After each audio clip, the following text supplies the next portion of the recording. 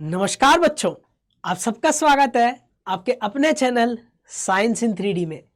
क्या आप सब लोग जानते हो कि हर कोई ऑर्गेनिज्म अपने ट्रेट्स, अपने कैरेक्टरिस्टिक्स अपने बॉडी में एज एन इंफॉर्मेशन स्टोर करके रखते हैं और इसी इंफॉर्मेशन को अपने आने वाले आगे प्रोजेनी में पास ऑन करते रहते हैं जनरेशन टू जनरेशन। तो ये इंफॉर्मेशन आगे आने वाले जनरेशन में पास ऑन होती रहती है। तो आज हम वही चीज देखने वाले हैं कि आखिरकार क्या वो चीज हमारे बॉडी में रिस्पॉन्सिबल है जो इस इंफॉर्मेशन को स्टोर करे और इसको आगे आने वाले प्रोजेनी में पास ऑन करे। तो आइए हम देखते हैं कि क्या आखिरकार ये चीज क्या है। आप सबको पता ही होगा हमारा फंडामेंटल यूनिट ऑफ लाइफ क्या होता है। हम सबका फंडामेंटल यूनिट ऑफ लाइफ क्या होता है? सेल होता है, जो हर किसी ऑर्गेनिज्म में होता है, चाहे छोटा हो या बड़ा हो, है ना।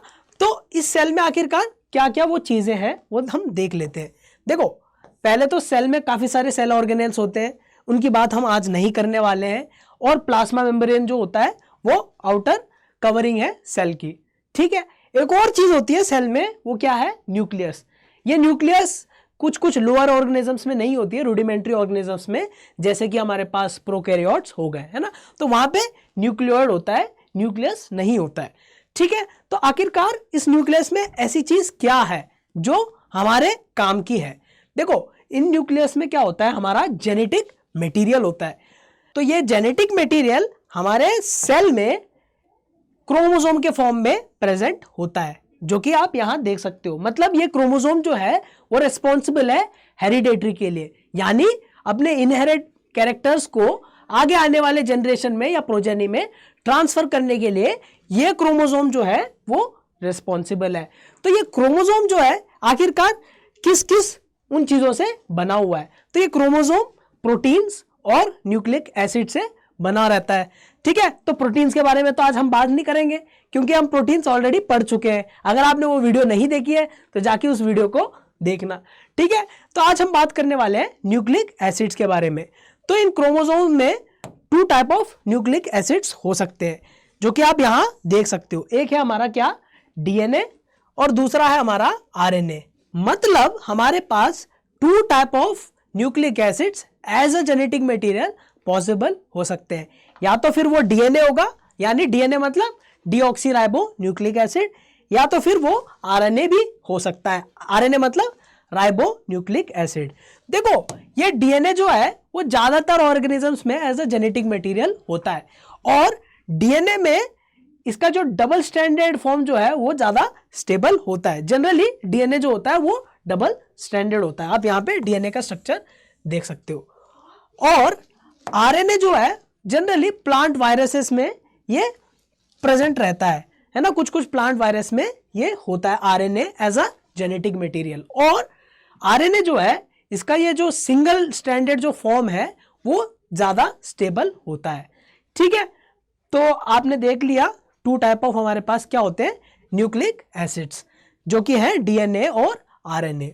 इतना सबको समझ में आ गया। अब देखते हैं कि कैसे ये इतना बड़ा मॉलिक्यूल डीएनए का या फिर आरएनए का बन रहा है ना। तो क्या है इसका केमिकल कंपोजिशन जो कि रेस्पॉन्सिबल है हमारे इंफॉर्मेशन को स्टोर करने के लिए अपने बॉडी में। तो हमारा इंफॉर्मेशन किस केमिकल फॉर्म में स्टोर हो रहा है, क्या है इस न्यूक्लिक एसिड्स का कंपोजिशन। तो आज हम मेजरली बात करने वाले हैं डीएनए के बारे में। तो मैंने आपको क्या बताया था? मैंने आपको यह बताया था कि हमारे पास क्या है? हमारे पास क्रोमोसोम है, जो कि बना हुआ है किससे? ये बना हुआ है प्रोटीन और न्यूक्लिक एसिड से। यहां पे आप न्यूक्लिक एसिड देख सकते हो, क्या है हमारा? ये डीएनए है ना। और प्रोटीन से हमारे पास यहाँ पे हिस्टोन प्रोटीन्स। तो जब ये न्यूक्लिक एसिड जो है ये हिस्टोन प्रोटीन के अराउंड टाइटली व्रैप होता है, तो हमें एक कंडेंस फॉर्म मिलता है, जिसको हम क्या कहते हैं? क्रोमोसोम। तो ये क्रोमोसोम जो है इसलिए प्रोटीन और न्यूक्लिक एसिड से मिलके बना हुआ है, इसलिए हम क्रोमोसोम को ऐसे बोलते हैं, ठीक है। तो आज हम इस प्रोसेस के बारे में नहीं बात करेंगे कि कैसे ये कॉइल होता है, क्या होता है ना। तो हमारा डिस्कशन जो है हम लिमिट रखेंगे कि आखिरकार क्या हमारा केमिकल कंपोजिशन है इस पर्टिकुलर डीएनए का, ठीक है। इतना सबको समझ में आ गया। तो देखते हैं कि किस किस चीज से हमारा ये डीएनए बना हुआ है। तो पहला जो चीज है जिससे डीएनए बना हुआ है, अगर हम इसका मॉलिक्यूलर फॉर्म में जूम इन करें तो यहां पे आप देख सकते हो बहुत सारे ग्रुप्स है ना, बहुत सारे मॉलिक्यूल्स हैं हमारे यहां पे, है ना। तो एक एक चीज को हम एनालाइज करेंगे। तो आप एक चीज यहां पे देख सकते हो जो हर किसी डीएनए मॉलिक्यूल में है, वो क्या है? पेंटोज शुगर, है ना। तो क्या है ये पेंटोज शुगर? ये है डीऑक्सीराइबोस पेंटोज शुगर। हमने इसको डीऑक्सीराइबोस पेंटोज शुगर क्यों बोला? देखो, ये हमारा पेंटोज शुगर मतलब 5 कार्बन वाला शुगर मॉलिक्यूल है ना। ये उसकी 3D में स्ट्रक्चर आप देख सकते हो। पर क्या है कि सेकेंड पोजीशन पे यहां पे आप देख सकते हो कि यहां पे OH होना चाहिए था, ठीक है, पर यहां पे O नहीं है। देख रहे हो यहां पे सेकेंड पोजीशन पे हमारे पास O नहीं है, इसलिए हम इसको क्या कहते हैं? Deoxyribose sugar. तो जो पेंटोज शुगर हमारे पास डीएनए में प्रेजेंट है वो क्या है? Deoxyribose pentose sugar. इतना सबको समझ में आ गया है ना।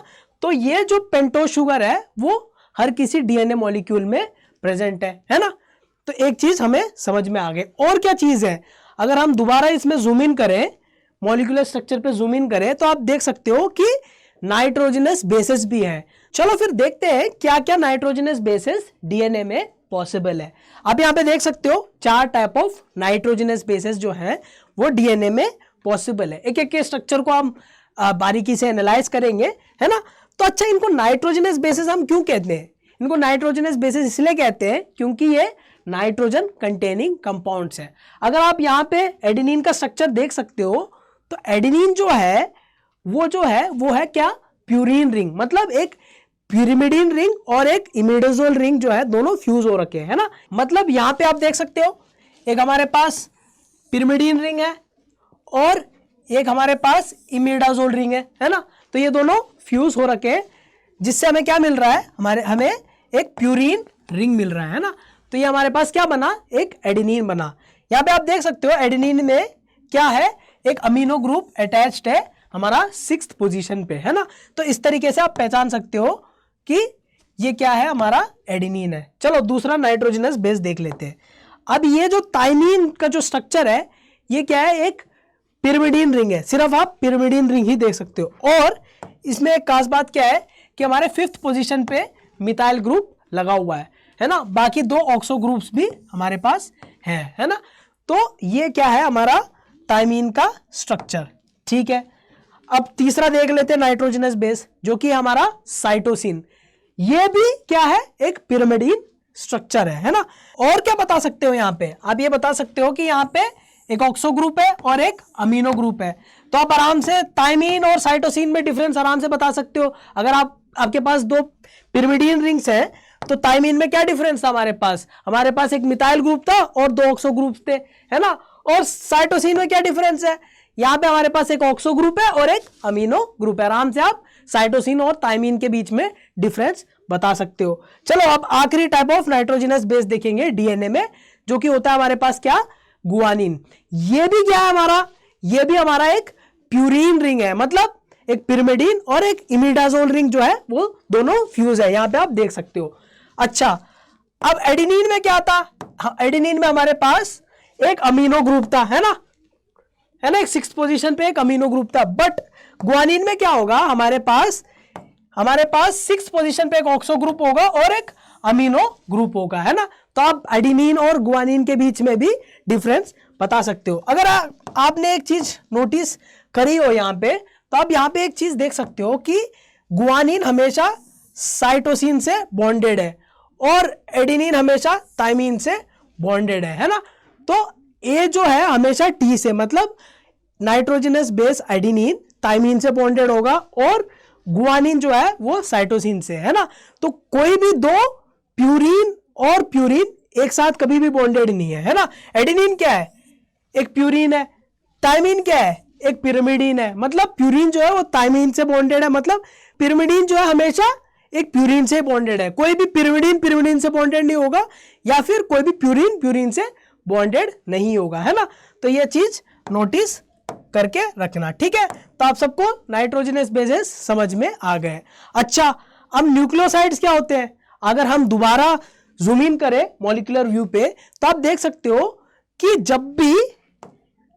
जब भी कोई भी शुगर मॉलिक्यूल, जो भी पेंटोस शुगर मॉलिक्यूल, जब भी वो किसी नाइट्रोजनस बेस से बॉन्ड करे तो हम उसको क्या कहते हैं, न्यूक्लियोसाइड। अच्छा, तो कौन कौन से वो न्यूक्लियोसाइड्स हमारे पास पॉसिबल है डीएनए में? हमारे पास 4 तरीके के न्यूक्लियोसाइड्स पॉसिबल है, क्योंकि 4 तरीके के नाइट्रोजनस बेसेस है। शुगर मॉलिक्यूल तो एक ही है ना, डीऑक्सीराइबोस पेंटोस शुगर, है ना। तो अब देखते हैं क्या क्या है वो न्यूक्लियोसाइड्स के स्ट्रक्चर्स हमारे पास, ठीक है। तो अगर हम डीऑक्सी थाइमिडीन देखें तो यहां पे आप देख सकते हो पेंटोस शुगर के पहले कार्बन से ये नाइट्रोजनस बेस जो है वो बॉन्डेड है ना। तो जब भी ऐसे बॉन्ड होता है हमें क्या मिलता है, पेंटोस शुगर के फर्स्ट कार्बन से जब भी कोई भी नाइट्रोजनस बेस बॉन्ड होता है तो हमें क्या मिलता है, न्यूक्लियोसाइड, है ना। तो यहां पे आप देख सकते हो ये हमारे पास थाइमीन है, ये हमारा थाइमीन का स्ट्रक्चर है जो कि डीऑक्सीराइबोस पेंटोस शुगर से बॉन्डेड है ना, फर्स्ट पोजीशन पे। तो ये क्या हुआ हमारा, डीऑक्सीथाइमिडीन। ऐसे ही अगर हमारे पास साइटोसिन जो है वो डीऑक्सीराइबोस के फर्स्ट कार्बन के साथ बॉन्डेड हो, डीऑक्सीराइबोस पेंटोस शुगर के फर्स्ट कार्बन के साथ अगर हमारे पास ये साइटोसिन वाला नाइट्रोजनस बेस बॉन्डेड हो तो हमें क्या मिलता है, डीऑक्सीसाइटिडीन, है ना। तो ये भी एक न्यूक्लियोसाइड है। आप यहाँ पे 3D स्ट्रक्चर भी इसका फॉलो कर सकते हो, है ना। चलो अब देखते हैं डीऑक्सी एडिनोसिन, मतलब एडिनिन जो है वो बॉन्डेड है किससे, पेंटोस शुगर से। कौन से पेंटोस शुगर से, डीऑक्सीराइबोस पेंटोस शुगर से। यहां पे आप देख सकते हो बराबर वो आपके यहाँ पे डीएनए में भी वो चीजें हाईलाइट हो रही है ना। तो एडिनिन किससे बॉन्डेड है, पेंटोस शुगर से बॉन्डेड है, तो उसको हम क्या कहेंगे, डीऑक्सी एडिनोसिन, ठीक है। अब लास्ट देखते हैं कौन सा है हमारा, डीऑक्सी गुआनोसिन, है ना। तो ये डीऑक्सी गुआनोसिन क्या है, यहां पे गुआनिन जो है वो बॉन्डेड है पेंटोस शुगर से, है ना, फर्स्ट पोजीशन पे। कौन से पेंटोस शुगर से, डीऑक्सीराइबोस पेंटोस शुगर से। यहां पे आप देख सकते हो, है ना, ये सारे हमारे क्या है, डीऑक्सी गुआनोसिन, है ना, मतलब गुआनिन जो है वो डीऑक्सीराइबोस पेंटोस शुगर के साथ बॉन्डेड है, ठीक है।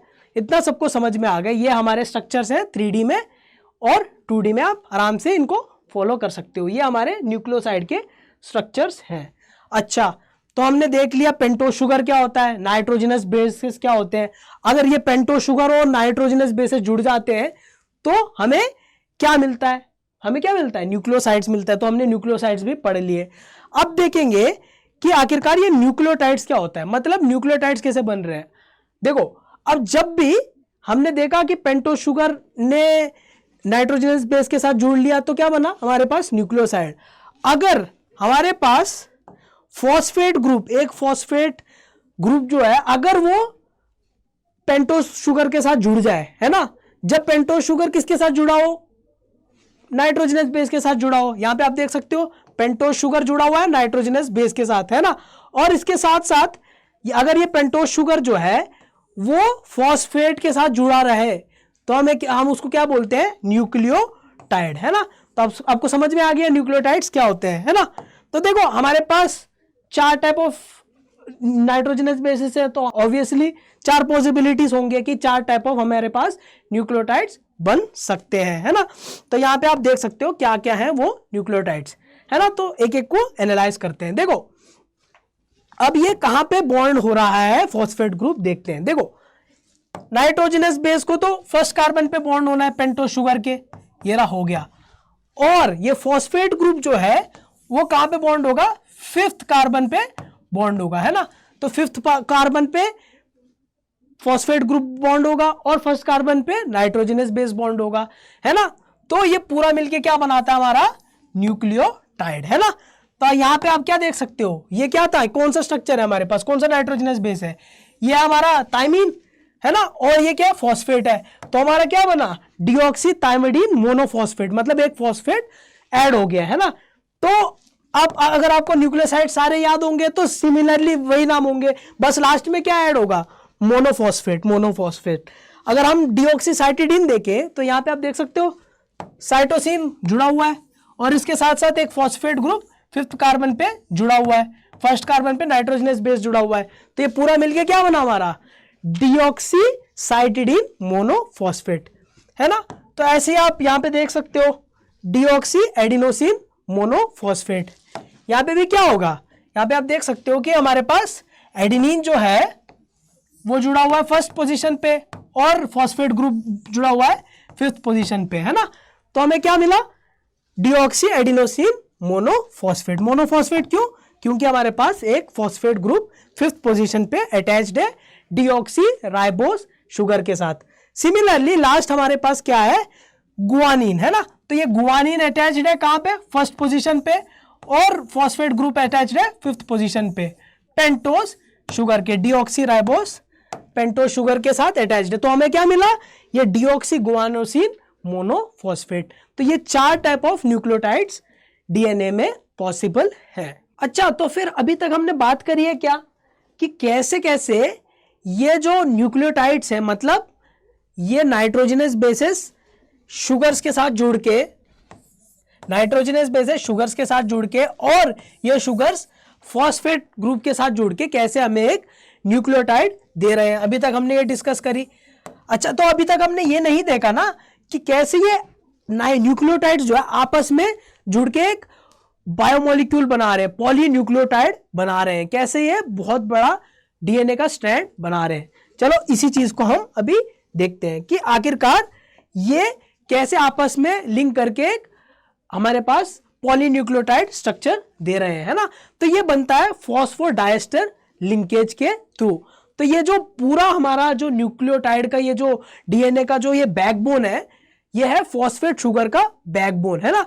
तो फिर देखते हैं कैसे ये न्यूक्लियोटाइड्स आपस में मिलके ये फॉस्फेट शुगर बैकबोन बना रहे हैं। यहाँ पे आप एनिमेशन के थ्रू देख सकते हो कैसे 2 न्यूक्लियोटाइड्स मिलके ये फॉस्फेट शुगर बैकबोन बनाते हैं। ठीक है, अब इसको बारीकी से समझते हैं अच्छी तरीके से। देखो यहाँ पे हमारे पास 2 न्यूक्लियोटाइड्स हैं। न्यूक्लियोटाइड्स क्यों, क्योंकि ये इसमें एक बेस है, एक पेंटोस शुगर है, और ये पेंटोस शुगर फॉस्फेट ग्रुप के साथ बॉन्डेड है ना।